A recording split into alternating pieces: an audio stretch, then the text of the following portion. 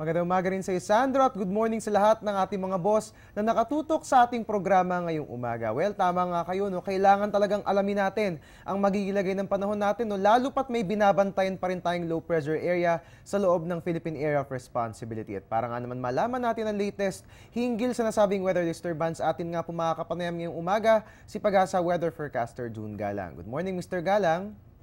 Magandang umaga sa iyo, Harry, at magandang umaga din po sa mga nanonood ng Good Morning, Boss. Alright, Mr. Galang, nauna na po nating ibinalita kahapon na ito nga pong low pressure area na ating binabantayan ay malulusaw within the next 24 hours. However, unfortunately, nandito pa rin po at umiiral pa rin sa loob ng ating PAR itong weather disturbance na ito. Ano po bang dahilan kung bakit hindi nag-dissipate o nalusaw itong binabantayan nating low pressure area na ito?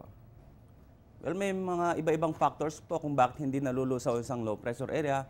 Ang isa po yan, nasa karagatan pa at may time na nag-o-organize po ito at lumalakas po uli, kaya hindi ito nalulusaw.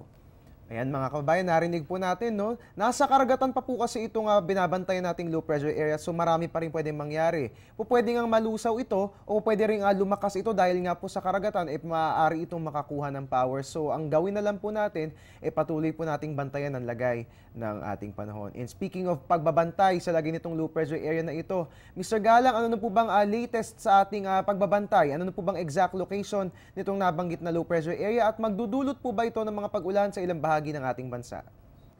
Sa ngayon po, huling namatayan ito, nasa layong 240 km dito po sa Silangan, Hilagang Silangan ng Katarman sa may Northern Samar. At initially affected po itong Eastern Visayas, kaya po yung nabanggit na areas, makakaranas po ng maulap na kalangitan na may mahina hanggang sa katamtamang pag-ulan at pagkidlat pagkulog.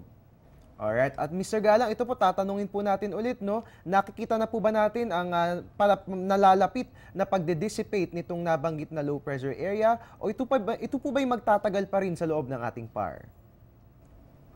Kasi inaasahan po natin kapag lumapit ito dito sa may areas ng Samar Provinces at Bicol Region at inaasahan po natin na maglalandfall mamayang gabi hanggang bukas ng umaga ay definitely hihina po ito pero magdudulot po ito ng paulan dito sa may Bicol Region at Samar Provinces.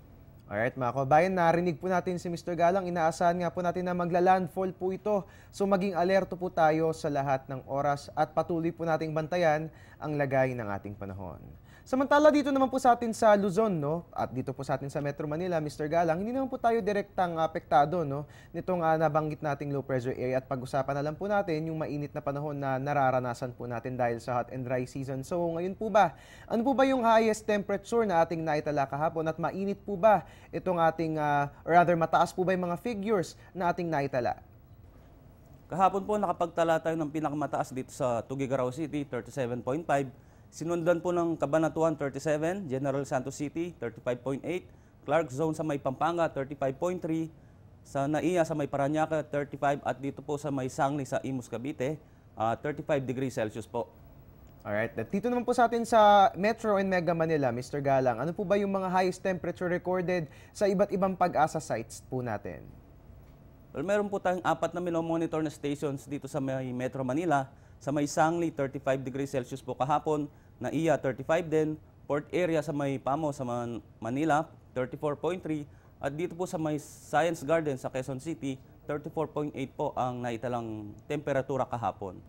Alright, Mr. Galang, dahil nga po patapos na po tayo sa buwan ng Abril at next, in a few days, papasok na po tayo sa buwan ng Mayo. So ito po ba, ang peak po ba ng tag-init, papasok na po ba yan sa susunod na buwan?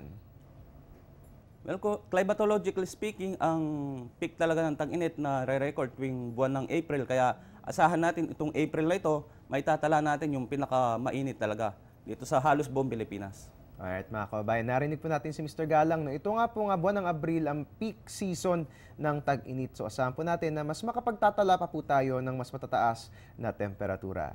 Alright, bilang panghuli na lamang po Mr. Galang, ngayong araw po ba, para po sa mga lugar na hindi naman direktang maaapektuhan itong low pressure area na ating minomonitor, ano po bang magiging lagay ng ating weather? Magiging okay po ba ang lagay ng ating panahon ngayong araw na ito? Well, bukod po dito sa mga areas ng Eastern Visayas, generally yung buong bansa po makakaranas pa rin po tayo ng maaliwalas pero maalinsangang panahon. Pero yung tsansa ng mga pag-ulan at pagkidlat pagkulog sa bandang hapon o gabi, nandun pa rin po. Alright, maraming salamat po Mr. Galang sa inyong ibinahaging impormasyon tungkol sa lagi ng ating panahon. At atin nga pong nakapanayam ngayong umaga si Pag-asa Weather Forecaster June Galang. Magbabalik po ang ating ulat panahon makalipas ang isang paalala. Air 21 presents Le Tour de Filipinas, the only UCI-sanctioned international road race in the Philippines, running on its 5th edition. Stage 1 from Clark to Olongapo. Stage 2 from Olongapo to Cabanatuan. Stage 3 from Cabanatuan to Bayumbong. And Stage 4 from Payumbong to Baguio City. This is Le Tour de Filipinas, gearing up April 21 to 24, 2014. At yan po muna ang latest mula rito sa Pag-asa DOST. Mga kabayan, dahil inaasahan nga po nating maglalandfall po mamayang gabi itong nabanggit nating low pressure area, atin pong ugaliin ang pagmamonitor sa lagay ng ating panahon via our social media accounts. Ang ating Facebook, panahon.tv, ang ating Twitter account at Panahon TV at ang ating website. Pwede rin bisitahin, it's www.panahon.tv.